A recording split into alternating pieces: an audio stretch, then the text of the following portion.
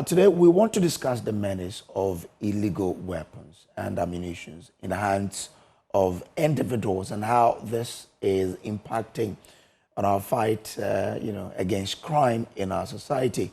We are referencing the recent robbery of a goat shop in Impo in the Western region, in which CCTV captures the footage of how the incident occurred, with the attackers wielding guns, and an incident also in Kuntinase in the Ashanti region. Now, before I move on to the Kuntinase one, what you're seeing on the screen now is the footage of how the robbery incident in the Impo district of the Western region happened.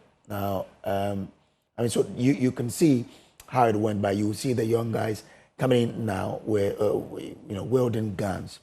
But in this discussion, we also bring you an incident that happened in Kuntinase in the Ashanti region, where the police found an abandoned vehicle with dangerous weapons and ammunition. We heard from the Small Arms Commission on efforts to retrieve illegal arms and ammunition from the public. And we have with us to help us do this discussion, because myself and MFI is still here with me, but we are joined on Zoom by the Executive Secretary of the National Commission on Small Arms and Light Weapons, Dr. Adam Bona. Doc, we're grateful to you for joining us.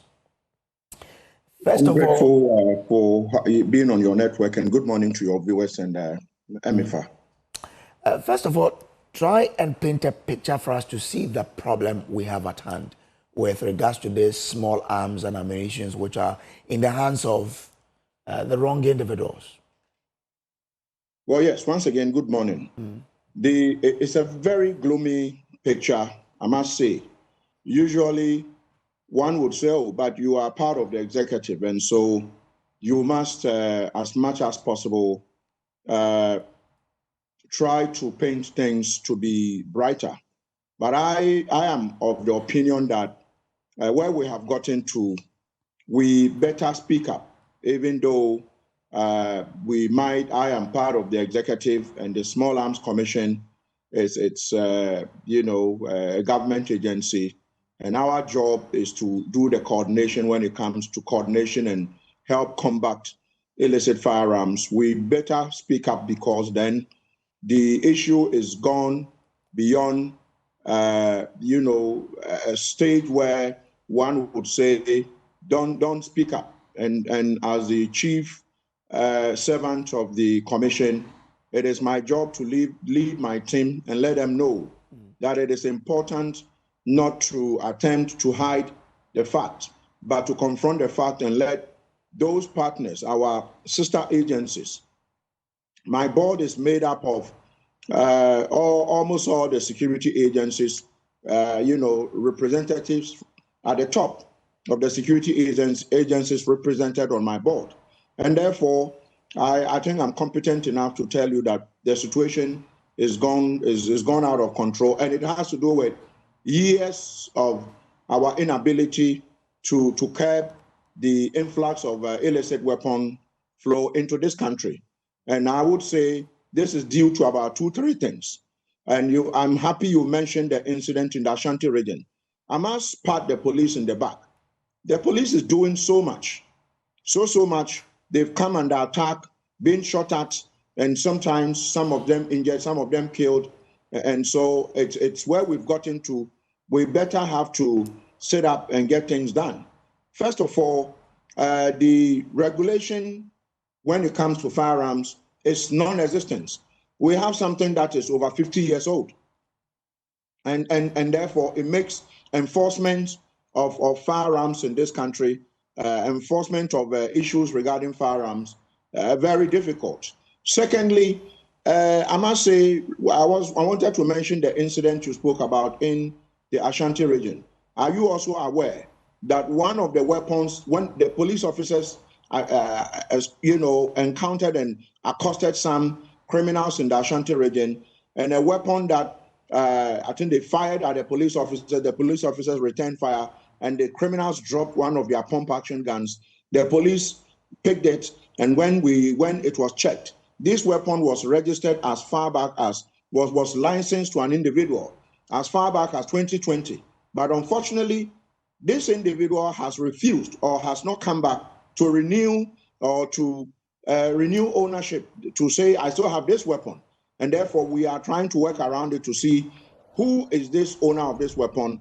Is it that the weapon was stolen from him? Is it that he is the person who registered it and gave it to the criminals?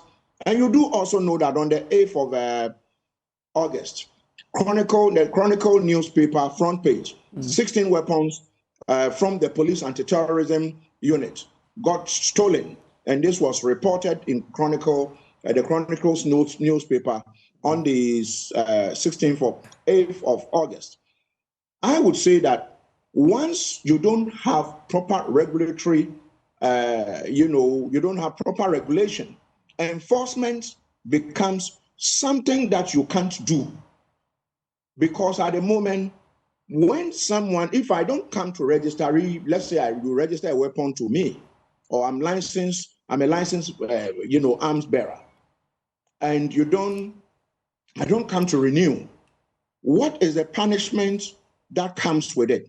It's just a misdemeanor. The person is caught, sent to court, or the person is just fined a paltry sum, and therefore people don't care. Apart from that, most people have these weapons, and it's difficult to put it, but I will say that they have weapons that they don't even know how to use this weapon, where these weapons are kept. And it is because the law surrounding this is over 50 years old.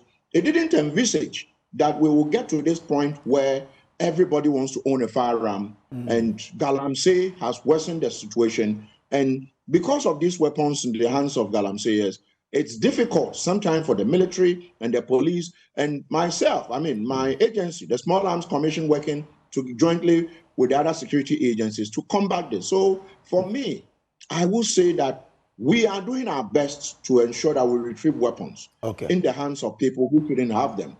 But until such a time that the law, we have drafted the bill, is at the moment is gone round, and at the moment is at the minister's quarters. The Honorable Minister has been pushing, Honorable Mutaka Mubarak is pushing to get it done. The President also mentioned it in the State of the Nation's address that we need to get proper regulation for firearms in this country.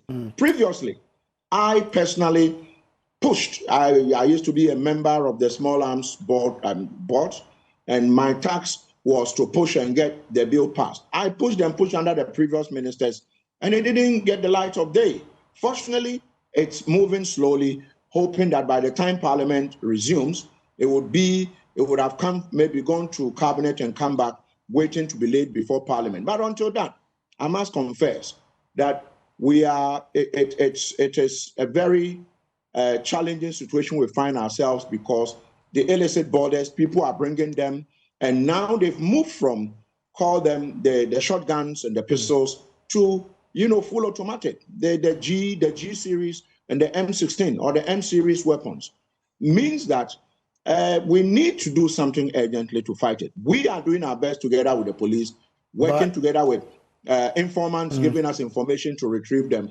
But until you have proper regulation, that when someone is caught, whether you have committed a crime using a firearm or not, if you are caught with a firearm that is not licensed, probably you are given mandatory 5 years, no opportunity for any, what do you call it, given any fines. But then once you are caught with it, you are sentenced, because a lot of people. But Doc, can we blame the legislation alone for what we are seeing, or are there other underlying causes? There are other underlying causes. Okay. The other underlying causes has to do with, for instance, Galamsey. The other underlying causes has to do with the nature of our festivals. For instance, Homowo is just about, we are almost in the season of Homowo. You would have seen young people in weddings and outdoorings firing in the atmosphere. You would have seen some of our traditional leaders, whether being enskined or being moved from one community to the other. And you will have their followers with, a lot of firearms following them. And so this has, and the mistrust also amongst us, and also land disputes. And in fact, sometimes I would say that the nature of the justice delivery system, if you ask me, the justice delivery system sometimes also makes it very difficult to fight this canker. So I also cite it as an underlying factor. I cite it as an underlying factor because then you have two disputants on a parcel of land, and these two disputants go to court. The court says that no one should go and build on that land until the issue is settled and is settled by the courts. Then in the evening or in the night, one of the litigants goes back to the parcel of land and is building, or in the afternoon is building the full glare of the public. And the other person goes there to stop him, and he has his people with firearms to stop them. And so landguardism, I mean, the factors are a lot. What we are trying to do from the point of the small arms in the security architecture is to see how we can stop the flow. If we can stop the flow, as we speak, next month, September, is supposed to be the AU month of amnesty in terms of firearms. My board has made some recommendations to the Honorable Minister, hoping that something would trigger. If that triggers, maybe we could get an extended amnesty, where people would be asked to return weapons. I know someone who called, people called the commission and say that my father passed on and he left some weapons in the corner. I don't want them. What do I do with them? There might be others who are not talking, and these weapons are tucked in the corner because the original owner has died and the other persons don't know what to do with it. So it is there, and maybe someone steals them and then they leak into the atmosphere. So once this amnesty is if we are fortunate, through the Honorable Minister and probably the President himself, His Excellency, we get an amnesty granted, then it will come with, a lot of guidelines and conditions. People return firearms and not get caught and punished. And once we are able to do that, I must say that will probably let people know that owning these firearms it's something that they shouldn't if you are not legally mandated to keep them. Okay. Is that what you are looking up to retrieve some of these arms, because you are on a mission to retrieve these firearms? Is the amnesty Correct. what you're looking at basing on to do the retrievals? It's one of the best approach in retrieving firearms in peacetime. Ghana, we've never been at war, but it's one of the best approaches when it comes to retrieving firearms. When you go to areas where there's been all-out war, civil war, and civil unrest, after everything dies down, amnesty is granted, and everybody brings their weapon. The stockpile is destroyed in usually a ceremony. But in our case, we've never been at war with one another. It's been one conflict and the other in one area or the other. So, but I believe that this amnesty, with some of us who would lead it, together with the police and the rest, if we are fortunate to get an amnesty granted, what would happen is that we'll drive home the fact that people should return illicit firearms. There are other things I don't want to say because then it's a recommendation that is before it's a recommendation going to the Honorable Minister and hopefully onward to the National Security Council of a sort.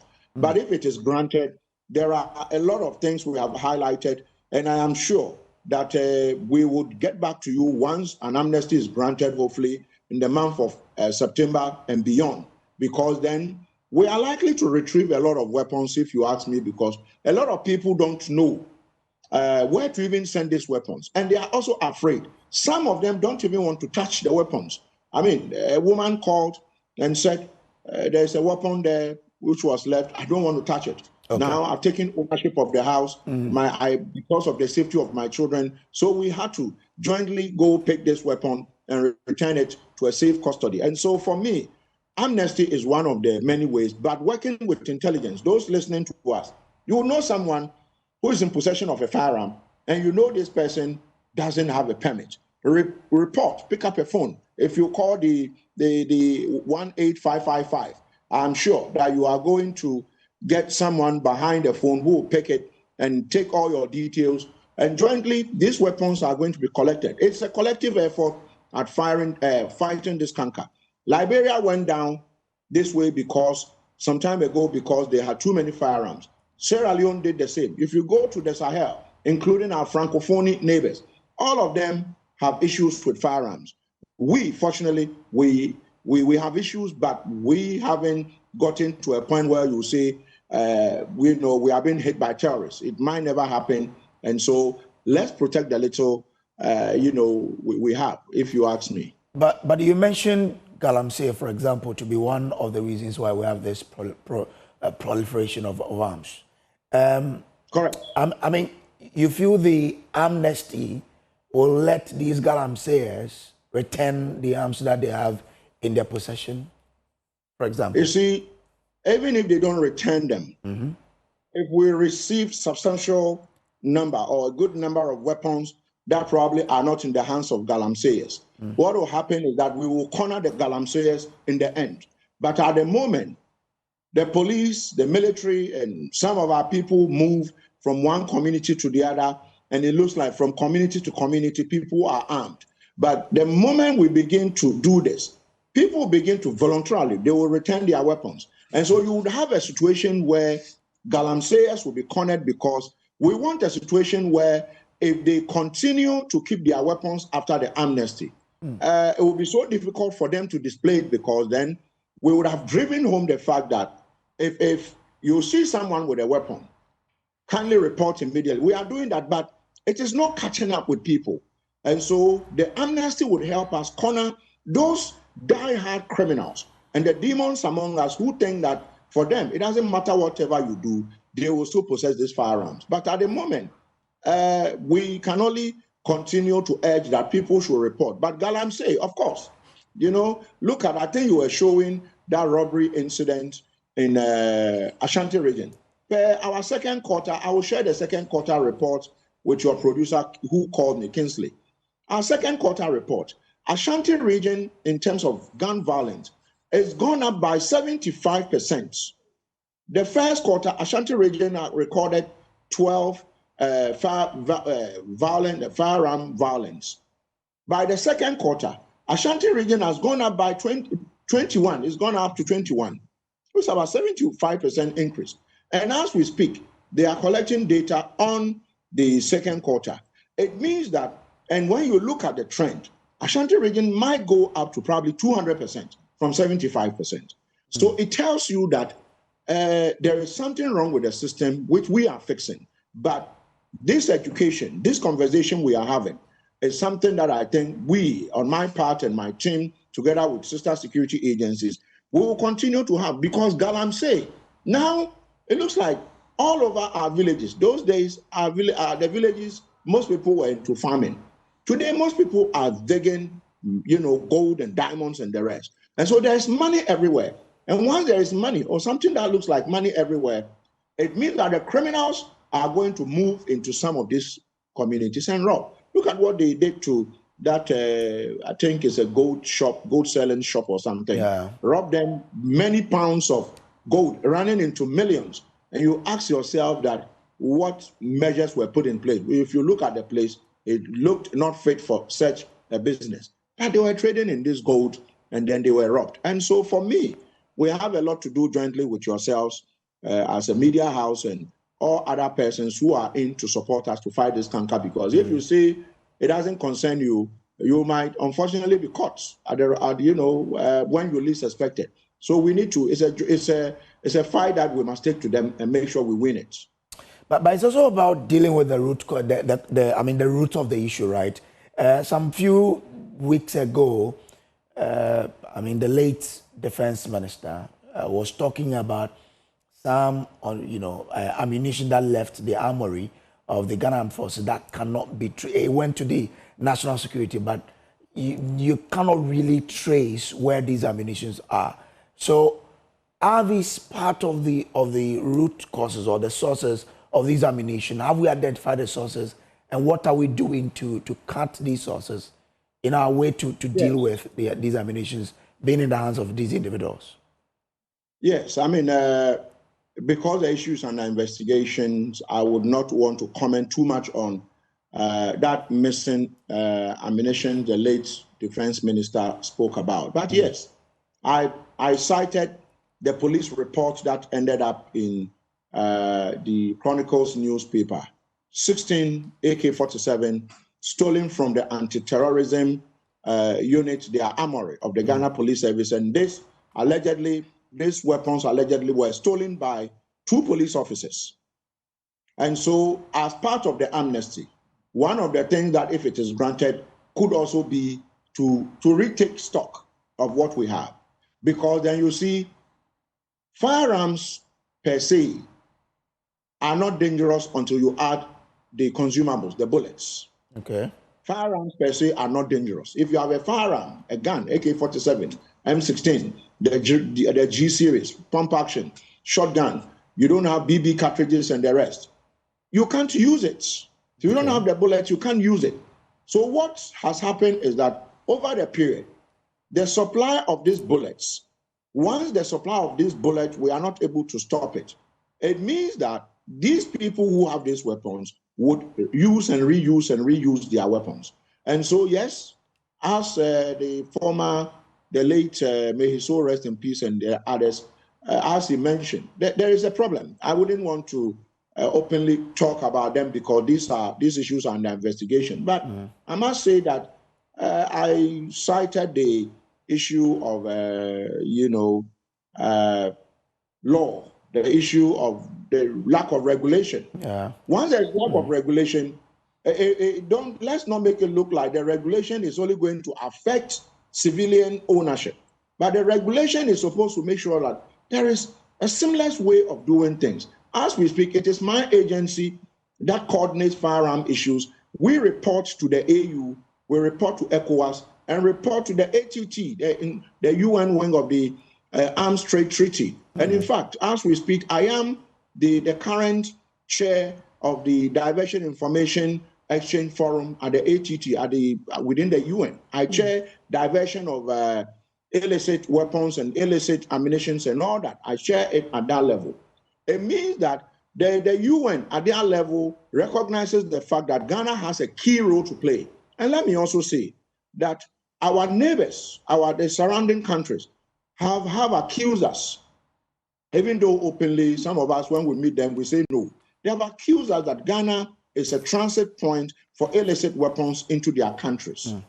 And this tag is something that we must work hard to ensure that we are not seen to be a country that is fueling some of the conflict around our neighbors. Because then when it comes up, we tell them to show us the proof. And sometimes they'll give us the proof. Recently, my men at Aflao, we are at all the borders in this country.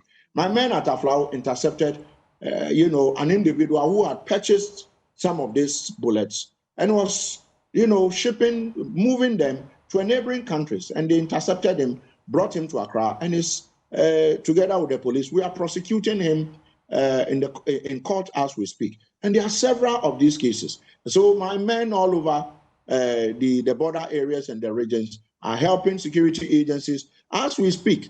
One of the things we also do to ensure these things don't happen, even if it happens, we know where it's coming from, is marking of weapons. My agency does them. I mean, it is our mandate to mark both civilian and state security weapons. And we've done substantially very well. I think we've done almost 100% of the customs and the rest, police and the rest. We are at the moment doing the others. The others is ongoing.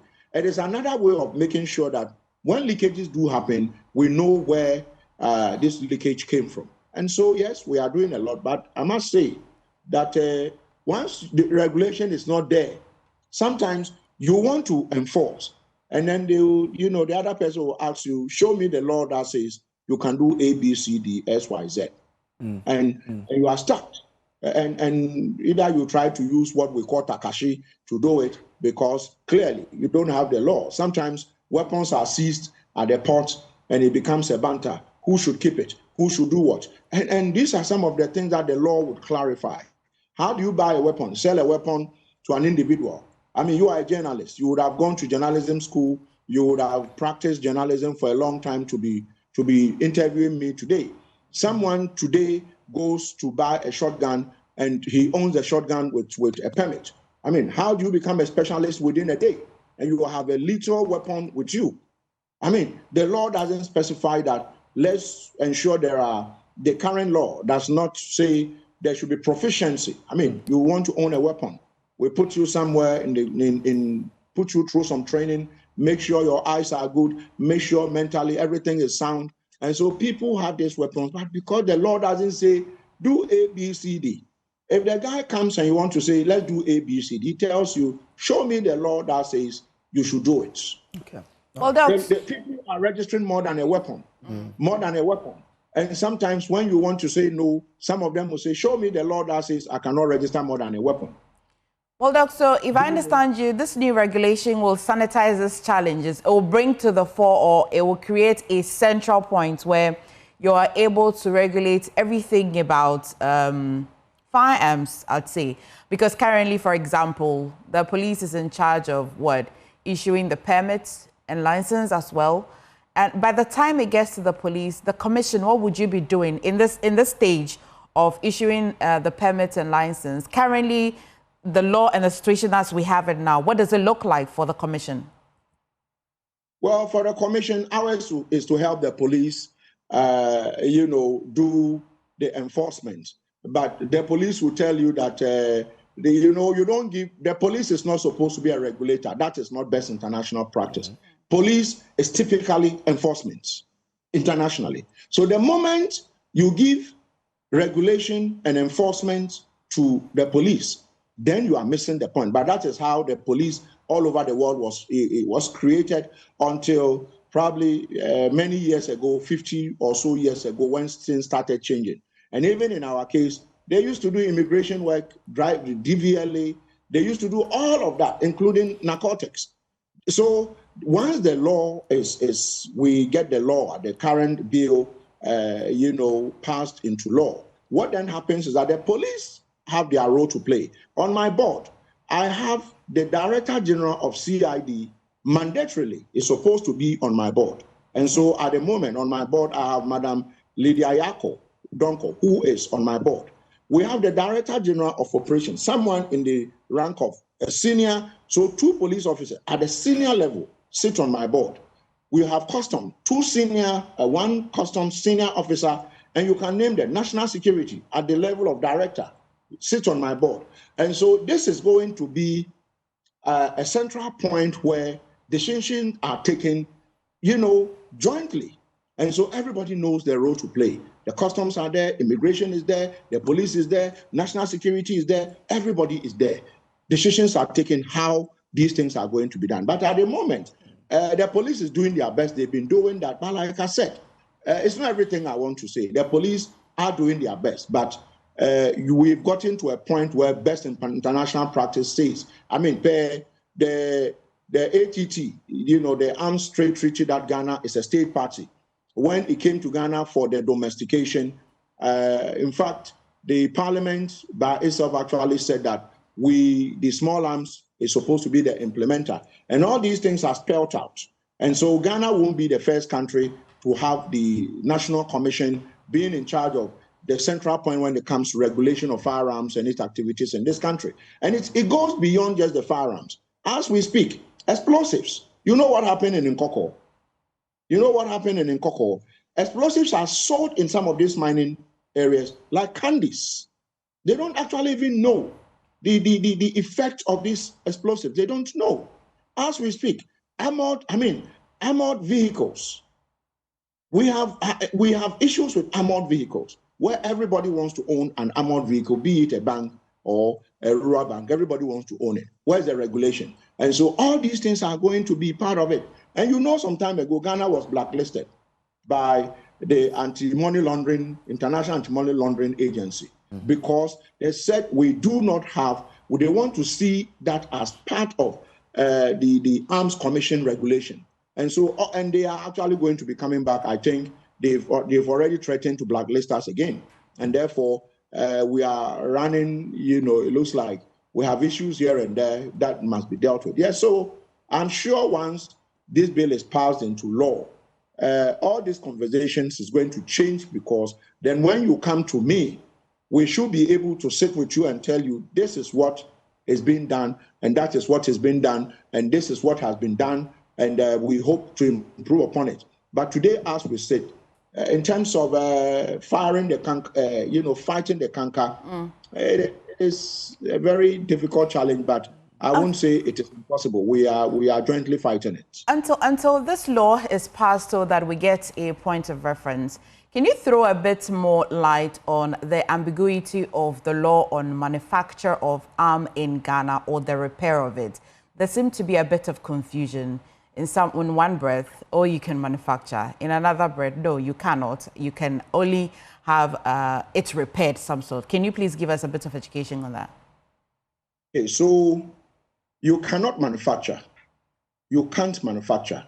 But even with a repair, you cannot also repair, even though some time ago, a certain minister seemed to have issued a license to someone many years ago, not the last 10 years, many years ago, issued a license for repair.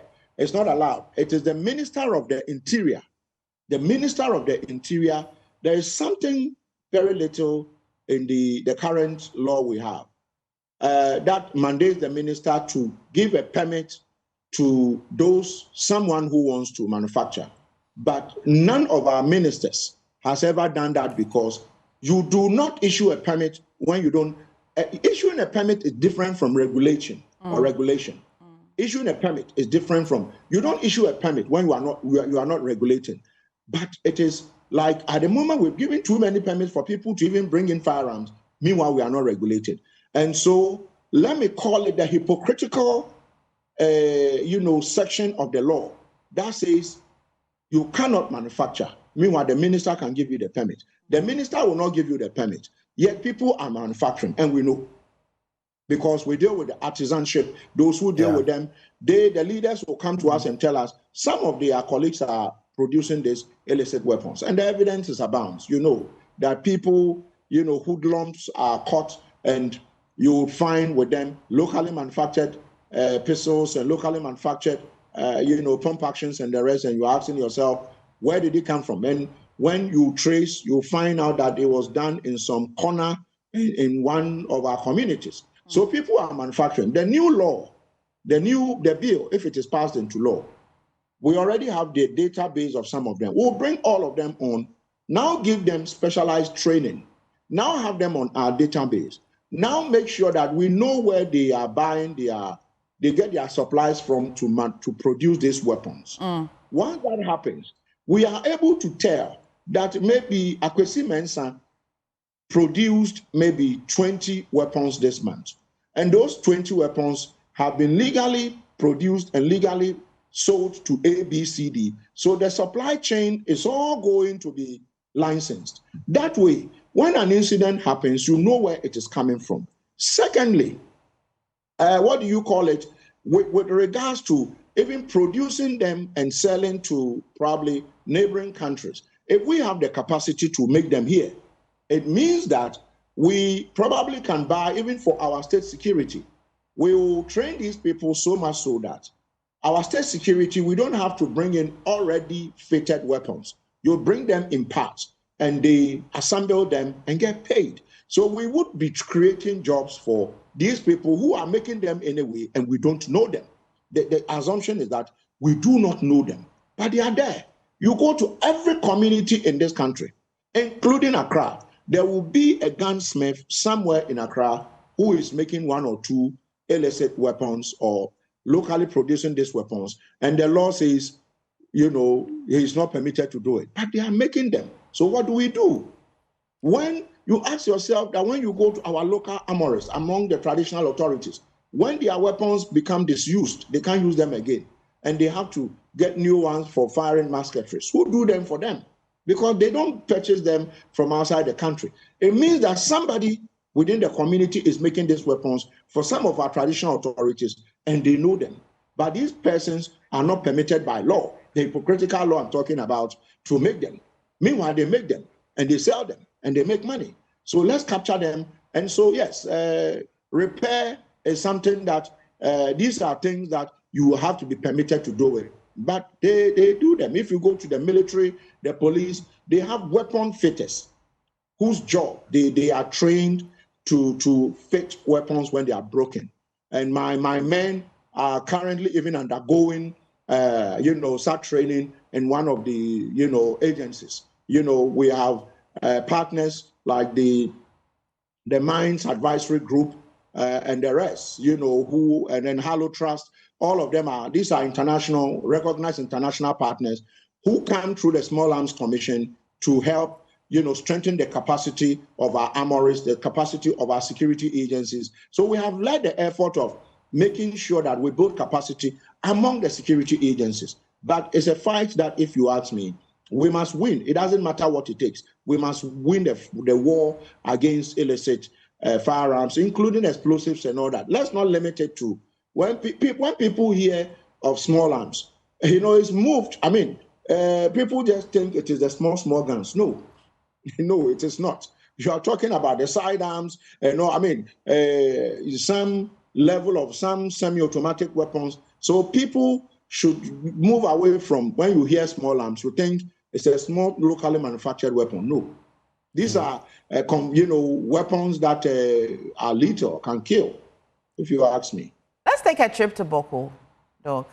What kind of mechanism currently it's the commission using to at least curb the use of illegal arms over there?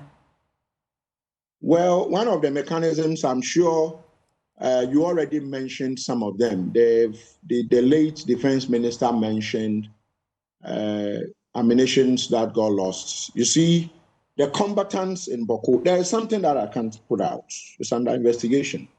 The combatants in Bawku definitely get their ammunitions and wherever from various sources, if you ask me. And without this ammunition, they will not be able to be effective. And the mechanism we put in place is to make sure that there are lifelines, that is the bullets, and the other instrument they will need to do this is cut off. And so the snap checks before you enter Bawku and all that is ongoing. I don't have to put everything that is being done, but there is a lot, you cordon and search, you intel, and the conflict in Bawku is not only in Bawku. The conflict in Bawku starts from Accra, from Kumasi, from all over the country, because some people have seen it to be an ideological sort of conflict. And once people get to that point, it takes a lot to get them move away from that mentality that I'm fighting this conflict because of A, B, C, D. So there are people who, even from outside the country, who sometimes would send money to combatants in Bawku, and the evidence has been there. And so people who work in most of our security agencies sometimes would want, if I can get a bullet or two, maybe send it there. So these are things that once we have identified it and we are fighting it, eventually we should be able to stop this sporadic shooting. Sometimes they can shoot from 10 p.m. till about 4 a.m. Where are they getting the bullets from? Where are they getting the bullet from? And a bullet is not cheap, it's expensive. And they don't do that a day, they do that repeatedly. It means that repeatedly they get supplied. But like I said, it is going to die down eventually because mechanisms have been put in place to make sure that the supply of ammunition ceases or is reduced to the barest minimum.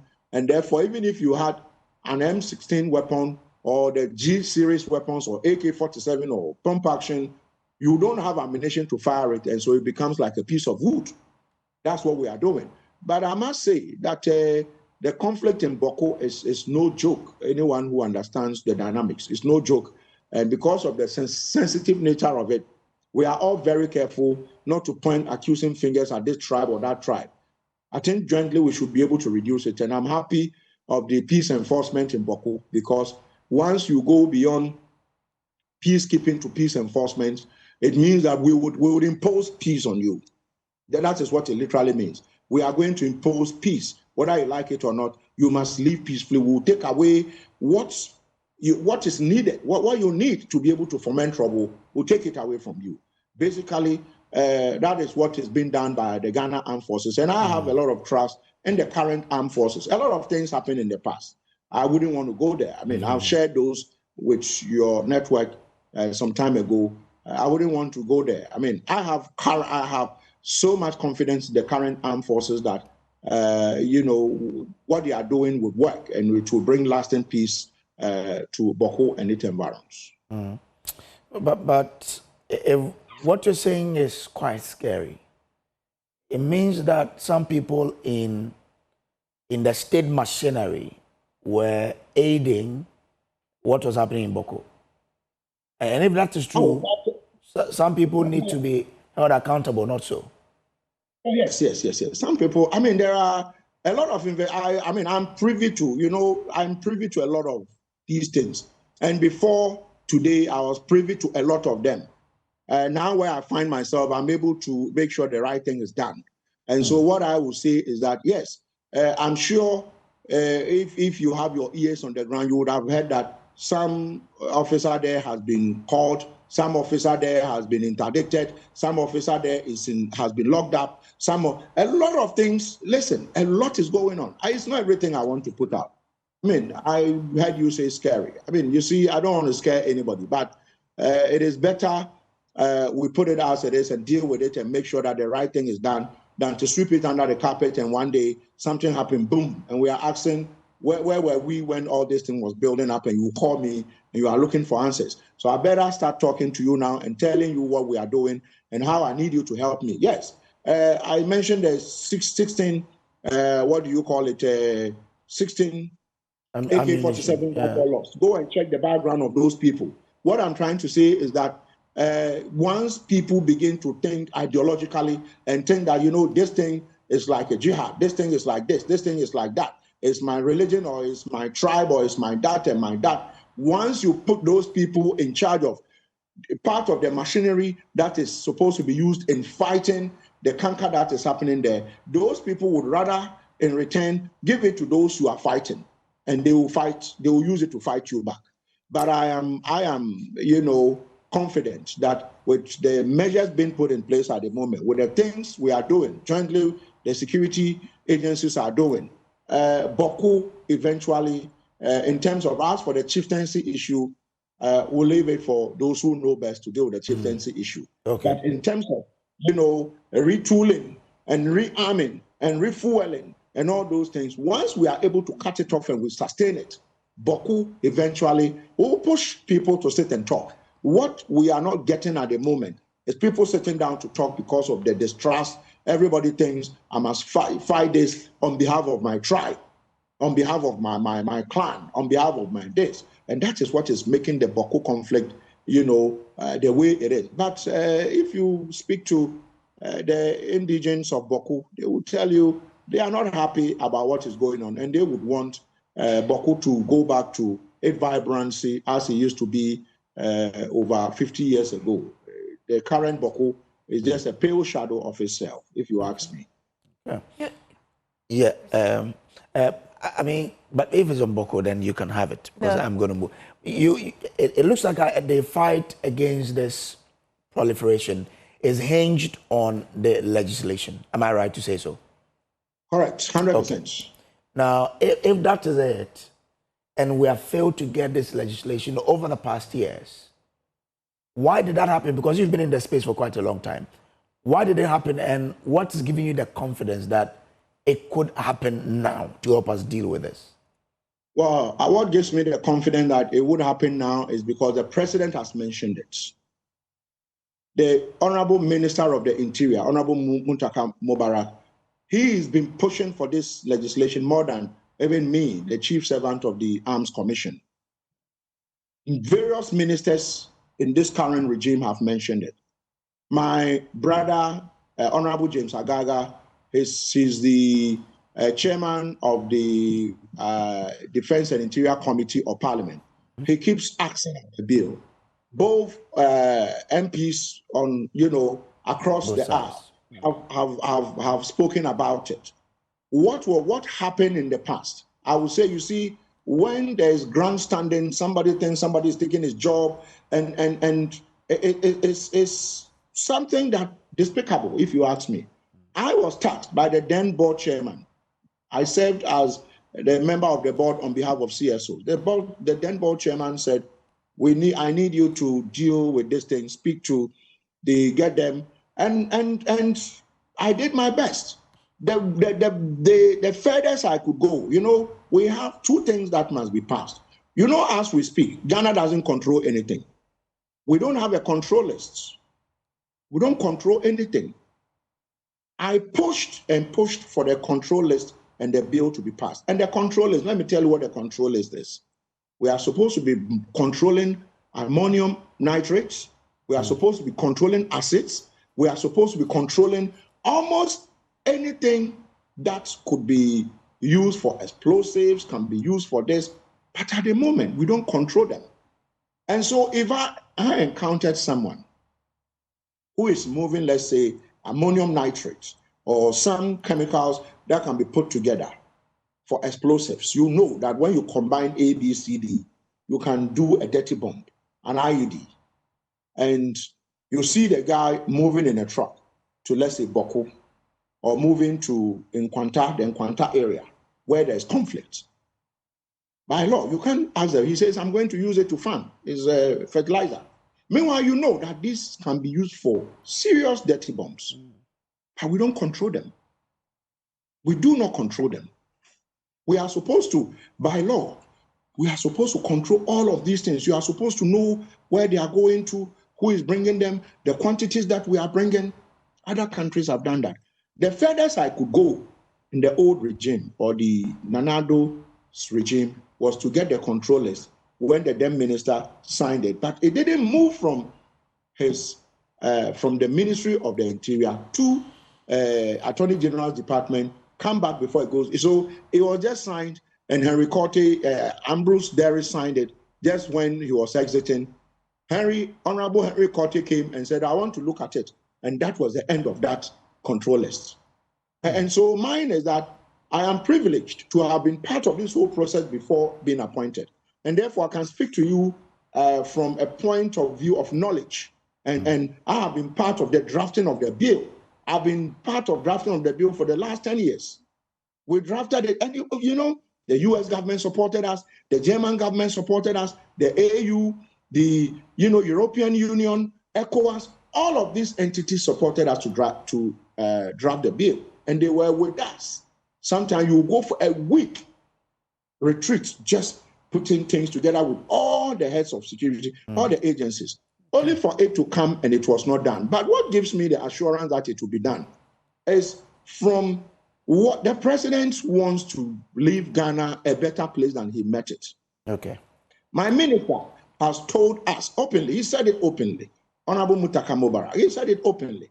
And I will tell you that he is pushing for this bill to be passed even more than us at the commission and various heads of security agencies. So if he is pushing it, it tells you, and when he gets the opportunity to talk, he mentions the bill that I want to see this bill passed. Because if it is done, it will sanitize the environment. But once it is not passed, like I said, it becomes difficult. And so the assurance here is that those who must act, I am at the commission, I'm sure until I was appointed, you really didn't hear a lot about even the commission.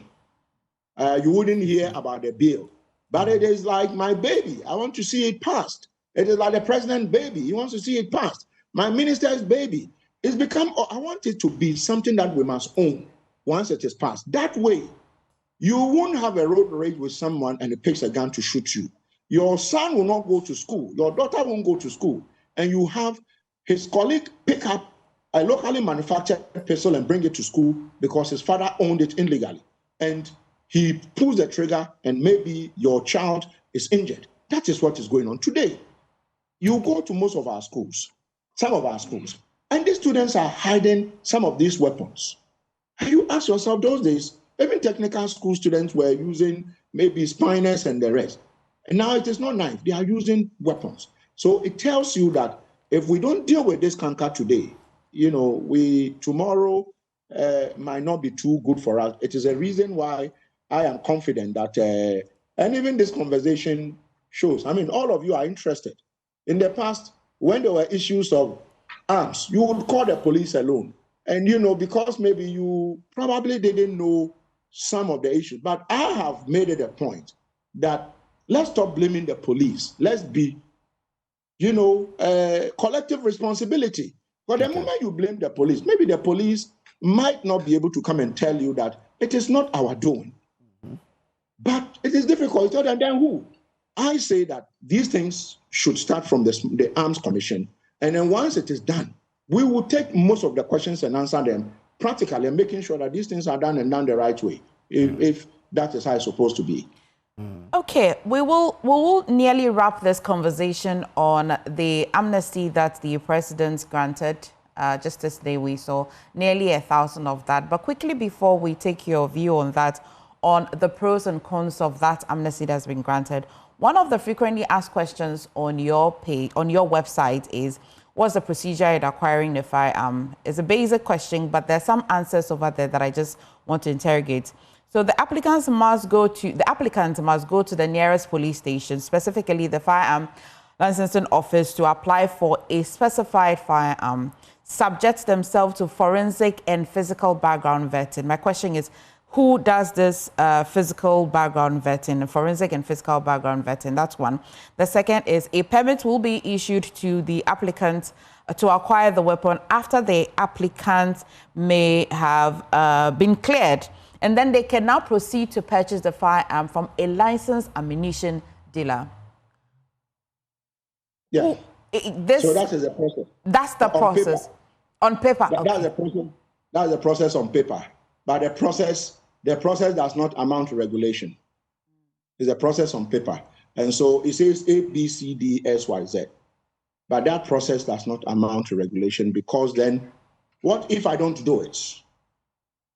What if a police officer who is supposed to issue you that permit does not do it? Is he going to suffer any consequences? So once that process is not, when I say it's not, too grounded in terms of, if you don't do A, this will happen. If you don't do B, this will happen. So it's a form of something that we follow. You go to the police, you must be at a certain age of sound mind. Who determines if you are sound mind? Must you come with, something from a medic who says that this person is sound upstairs to be given a firearm, for instance? There is nothing like that. Okay. We are it also includes doing some background checks of the person. So if the background check is not done, so what happened? How do you know the background check has been done or hasn't been done? We all know once things are not properly grounded in law, it becomes very difficult because they say, okay, the policies are themselves not law. The policy is that you go to, national security or NIB must do some background check. What if my brother is at NIB and I say, Charlie, my thing is coming? Oh, he says, so bring it yourself. What if? That is the question I always. Okay. And so once that what if is not answered, it means that there is a deficiency somewhere.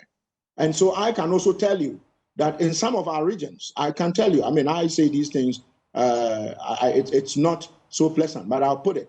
Where I am, I know persons who go to purchase the firearm before going to register. He goes to the armorer, the dealer, purchases the firearm before going to register. So between purchasing and registering, I can decide not to go and register. Yeah. Okay. Because then if you sell weapons and I came to you and I bought the weapon, because then the guy who is selling the weapon, the law doesn't tell us if he sells the weapon without, if he sells the weapon to a user without the user coming with a permit, he should be punished. Then it becomes difficult. Then we all try to massage the thing and say, okay, let's make it look that this thing is working right. But the truth is that we know it's not working. Kojo, if you don't have a follow-up question on this, it would be a good time to ask him. While the president is exercising his rights in the Constitution, particularly Article 72, clause 1 of that. Are you concerned about the cascading effect of the amnesty that has been granted? Possible cascading security effects of it? Are there? No, I'm not. First of all, okay. I'm not. I'm not an apostle of custodial sentence for some offenses. I'm not an apostle of custodial sentence, because then someone goes to steal a chicken. Yeah, it's a crime. It's not a first degree, second degree felony. You catch the person, you give the person 6 months. Why won't you let the person go and be sweeping streets for maybe 1 month, 2 months, instead of asking some people, companies to come and do the sweeping? And so mine is that when you look at a category of people the president has released, I think 2 of them are by petition. Some of them are very frail, 70 and above, have been released, first-time offenders. And I'm sure that these people, if you ask me, I will say, won't come back to our society and become troublemakers. I say this because our custodial regime is a cake. Our custodial, the process, you go, I'm a public officer now, but the truth is that the justice delivery system itself is not very straightforward. So sometimes, depending on who is prosecuting you, depending on who you would allegedly you committed the crime against, you are likely to get harsher punishment. And sometimes some of the issues have not been thoroughly investigated, but these people end up behind bars and sometimes sent to jail. So mine is that we need to decongest our prisons. We need to, and it looks like that bill might be before Parliament, I don't know, the non-custodial regime. It's something that some of us have fought for over the years. Why do you send somebody, 2 people who are fighting, one person slaps another person, and then boom, they say pay a fine of 3,000 Ghana cedi. You are not able to pay, so you go and you are languishing in jail. Why can't we find a way to say that, okay, instead of occupying the space, we'll take you to somewhere, go and clean the drains for 2 months, and then we'll let you go. You will learn something. You won't do it again. The shame alone. But at the moment, the law doesn't say that. So the judges will give you what, as for them, they would implement the law as is specified, is enshrined in our statute. So for me, I think that is the best we could have gotten, and I'm even yearning for more. Because when I looked at the category of people and I checked with my colleagues from the prisons service, when and this thing goes through a rigorous process. It goes through it's a rigorous process. And so mine is that what I raised with them was that we need to keep an eye to see whether we are going to have some of these people, offending again. Once you offend again, then you see you might not get any reprieve again. You might not get any. You won't be lucky.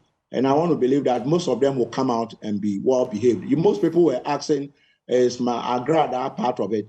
When I check, I'm told no. I'm told no. That's your agrada. People were concerned that she shouldn't come out. She should be there. And so when I checked and I was told that no, agrada,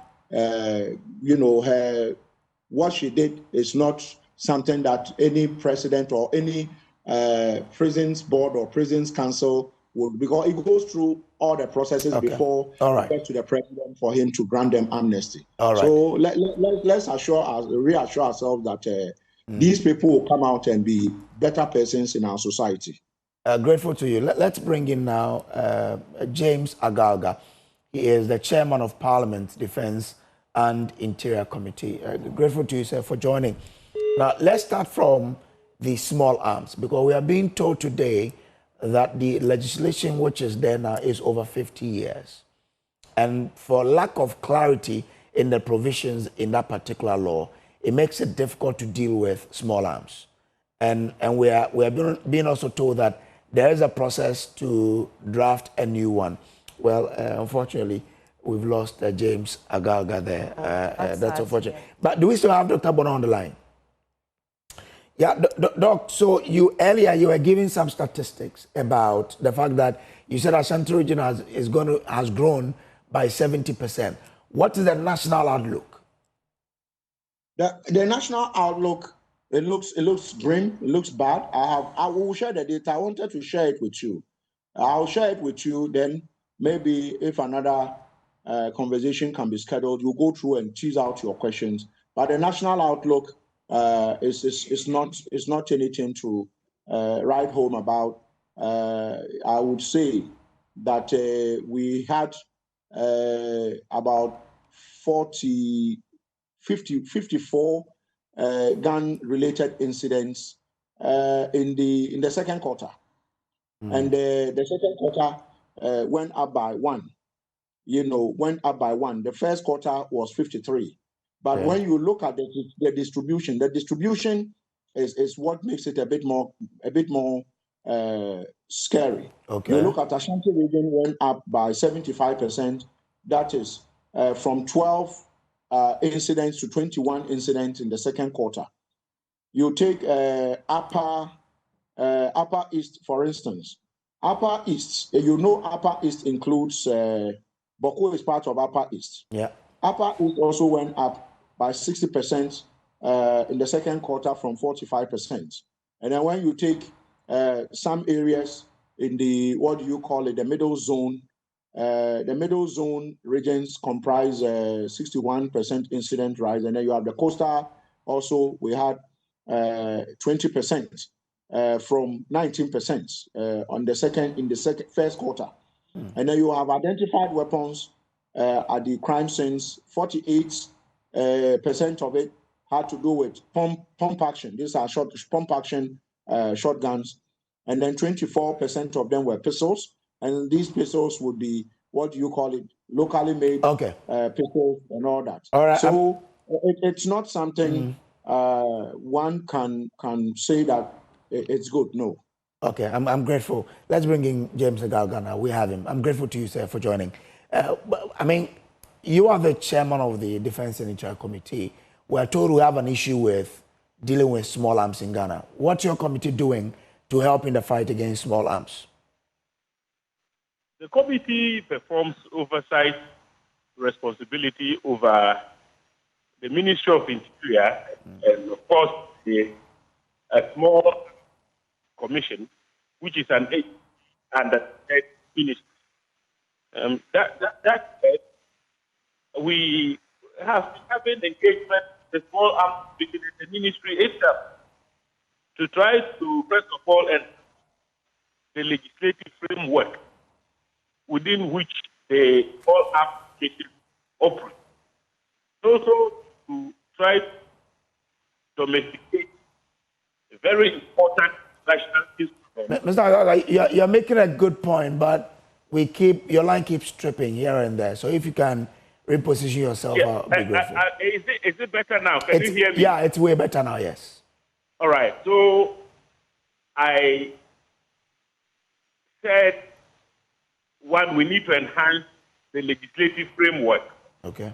What that means is that the act or the law which is currently in existence, to conclude the proliferation of small arms and light weapons in our country, is simply not up to scratch.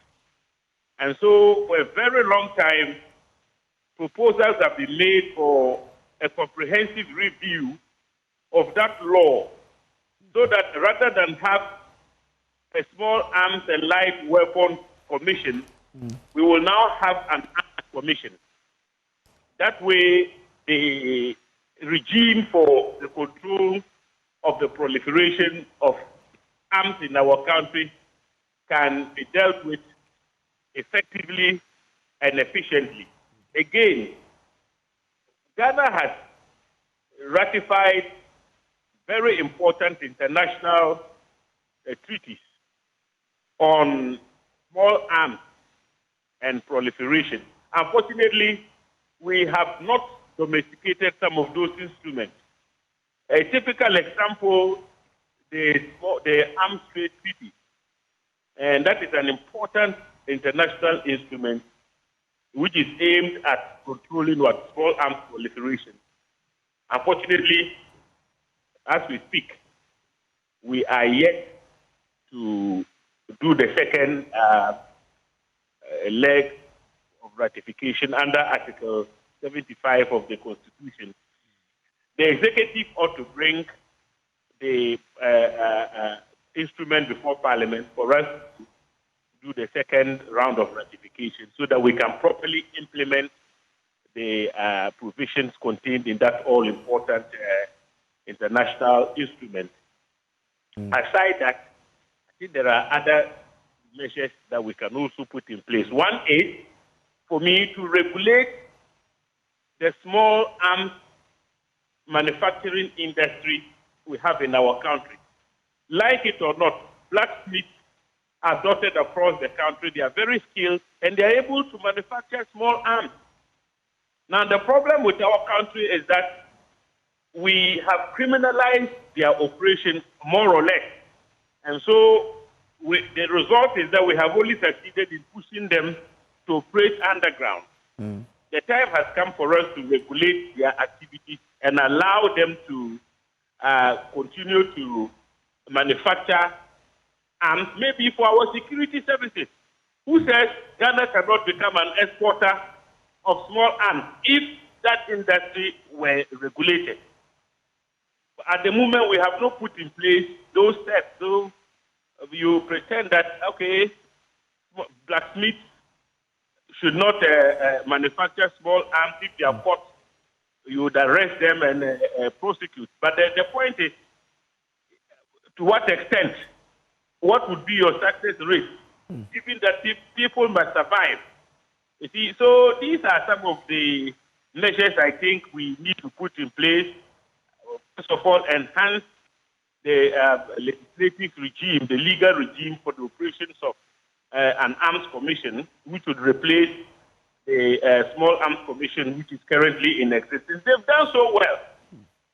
For instance, when it comes to the marking of weapons, they've done very well with very limited resources.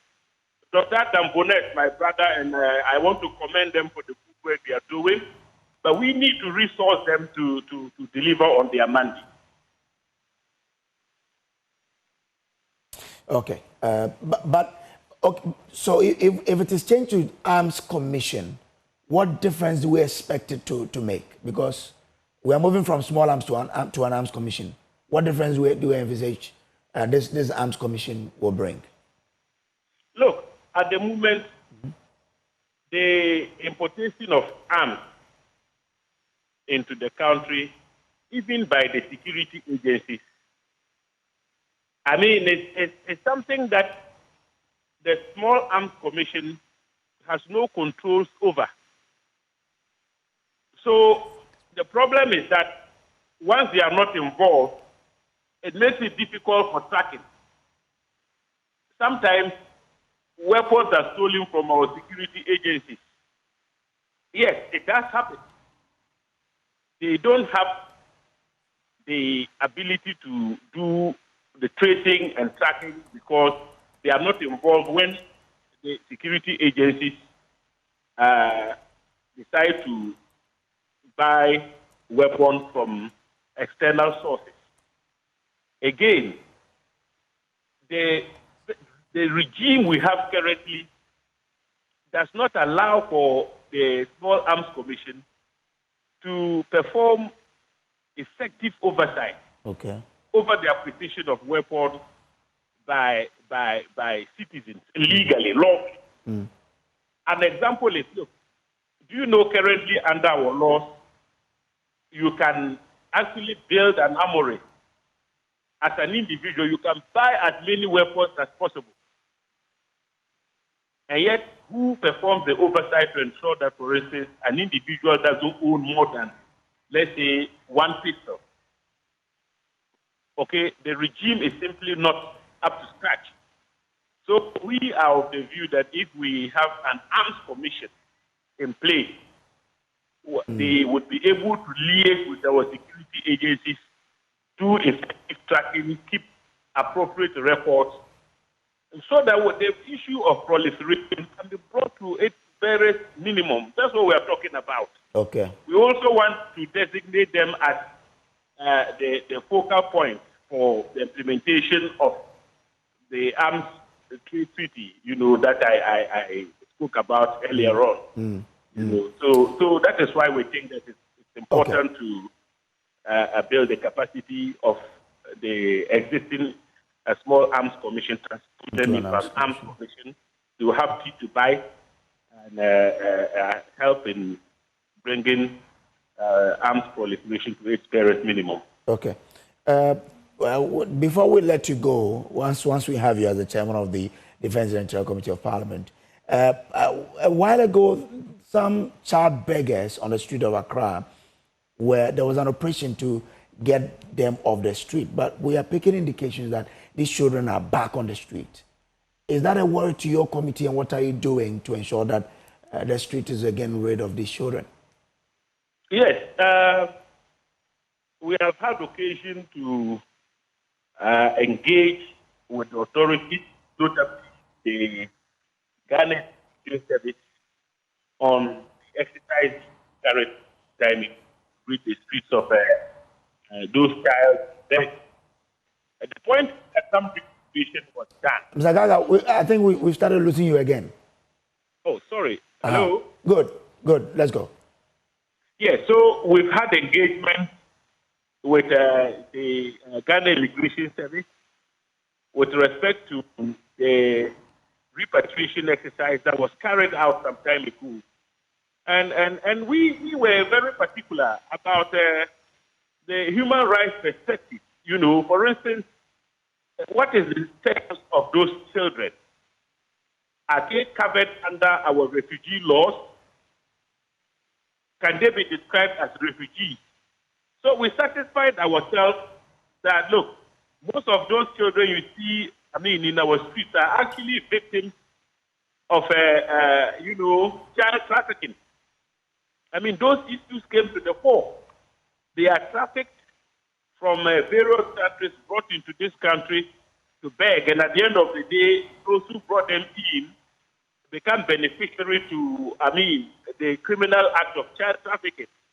So, we insisted that, okay, if you have to repatriate them, you must liaise with the UNHCR, the Ghana Refugee Board, to ensure that those who meet the criteria and can be treated as refugees are treated as such, whilst those who are victims of child trafficking are rescued and maybe reunited with their families abroad.